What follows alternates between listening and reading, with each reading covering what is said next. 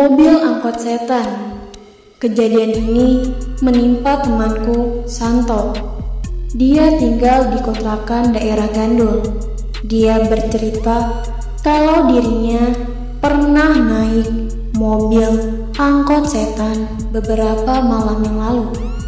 Begini ceritanya. Pada malam itu, saya pulang setelah berkunjung ke rumah teman saya di kawasan Ragunan. Karena asyiknya mengobrol dengan teman lama dari kampung yang baru ketemu beberapa hari yang lalu itu, saya sampai lupa jam pulang. Tahu-tahu sudah jam 12 malam. Saya baru sadar kalau sudah terlalu malam. Maka saya pun pamitan pulang. Padahal teman saya menyuruh saya nginap saja karena dikhawatirkan sudah tidak ada angkot lagi. Tapi karena besok saya harus bekerja, saya memaksakan untuk pulang saja. Saya berdiri di perempatan Ragunan menunggu angkot yang lewat jurusan Pasar Minggu. Karena biasanya jam-jam segitu angkot masih banyak berlalu lintas. Begitupun angkot yang jurusan ke Pasar Minggu.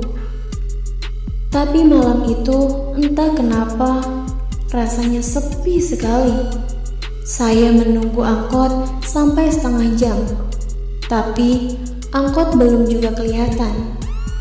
Tiba-tiba sebuah angkot datang entah dari mana. Saya langsung menyetop angkot tersebut. Tanpa pikir panjang, saya langsung naik angkot itu yang terlihat gelap di dalamnya, seperti tidak ada lampunya. Ketika saya sudah naik ke angkot, saya melihat ada 3 penumpang di dalamnya. Tadinya, saya pesimis kalau angkot tersebut tidak akan langsung jalan. Saya pikir angkot tersebut pasti akan lama ngetem menunggu penumpang di sana. Tapi ternyata tidak. Supir angkot tersebut langsung menginjak gas dan angkot pun berjalan. Walaupun gelap, tapi samar-samar saya bisa melihat ketiga penumpang lain saat itu. Posisi tempat duduk saya persis di belakang supir, sedangkan penumpang yang lain berada di sebelah kiri saya. Ketiga penumpang tersebut semuanya laki-laki.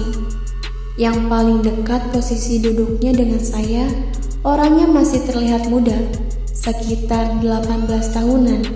Dan yang kedua, usianya sekitar 30-an. Penumpang ketiga yang duduk berseberangan di pojok angkot, bisa kutebak umurnya sekitar 40 tahunan. Mereka bertiga duduknya tegak dengan tangan di atas lutut dan kepala mereka menghadap lurus ke depan. Sekilas, saya lihat wajah mereka sangat aneh. Ekspresi wajahnya datar dan terlihat murung. Saya bukannya suka mengamati orang, tapi ini sangat perlu dilakukan saat menaiki angkot tengah malam. Karena banyaknya kejadian seperti cerita teman saya tentang kejahatan di angkot pada malam hari yang sering terjadi. Saat saya mengamati ketiga penumpang, rupanya salah seorang penumpang itu tahu kalau sedang diperhatikan. Pandangan saya buyar ketika pemuda yang berada di sebelah saya tahu kalau saya sedang memperhatikannya. Mata kami saling bertatapan. Saya langsung buang muka dan mengalihkan pandangan. Sekarang perhatian saya adalah jalannya angkot. Ternyata angkot ini jalannya sangat lambat. Dari tadi saya baru sampai Cilandak. Seolah-olah supir itu bisa membaca pikiran.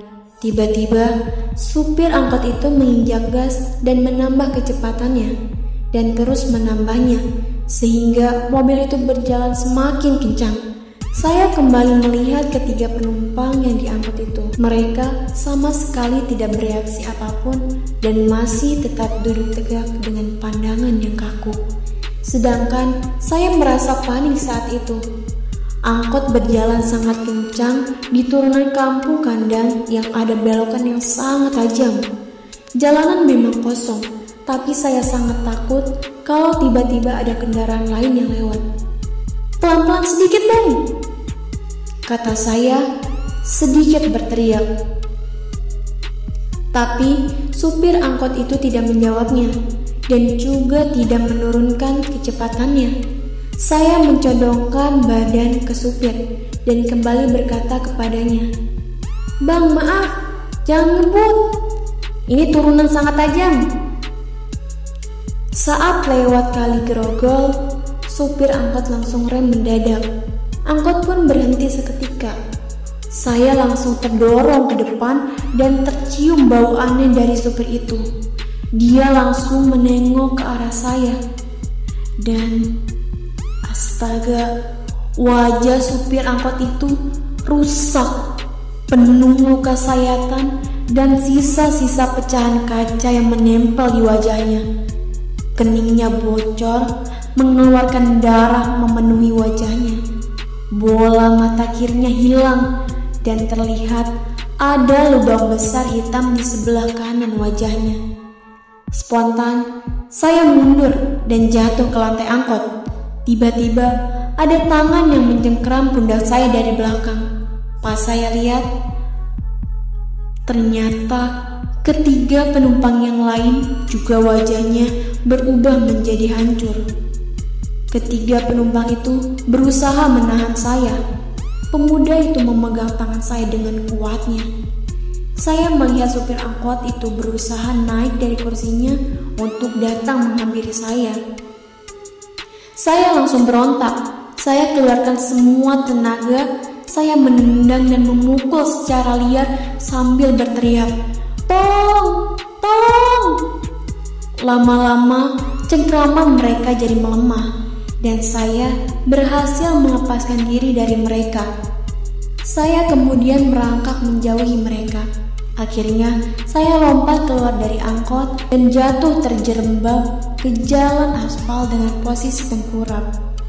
Jatuhnya tidak terlalu keras, tapi berasa sakit, sehingga saya merasakan memar di tangan dan kaki. Kebetulan ada pengendara motor yang sedang lewat dari arah berlawanan. Melihat saya jatuh, "Astaga mas," teriaknya sambil menghentikan motornya. Kebetulan ada pengendara motor yang sedang lewat dari arah berlawanan. Melihat saya jatuh, "Astagfirullah," teriaknya sambil menghentikan motornya. Seorang laki-laki setengah baya berlari menuju saya dan langsung membantu saya bangun. "Awas, itu ada setan di angkot," kata saya sambil meringis menahan sakit. "Angkot? Gak ada angkot mas," jawabnya. Saya lihat dan memang tidak ada apa-apa. Angkot yang barusan hampir membuat saya celaka tiba-tiba telah menghilang.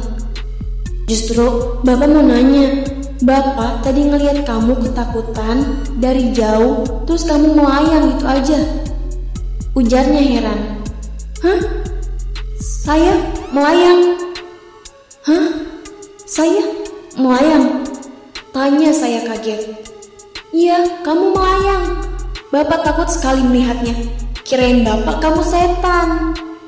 Tapi tiba-tiba jatuh dan teriak minta tolong. Makanya Bapak tadi berhenti," ucapnya. Saya semakin ketakutan saat itu.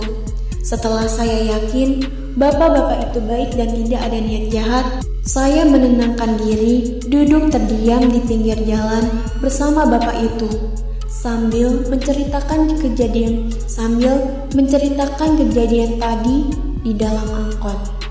Bapak itu mendengar sambil berulang kali mengucapkan istighfar.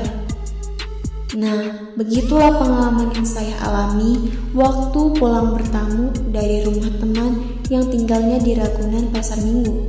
Santo menutup ceritanya sambil minum kopi yang tinggal ampasnya.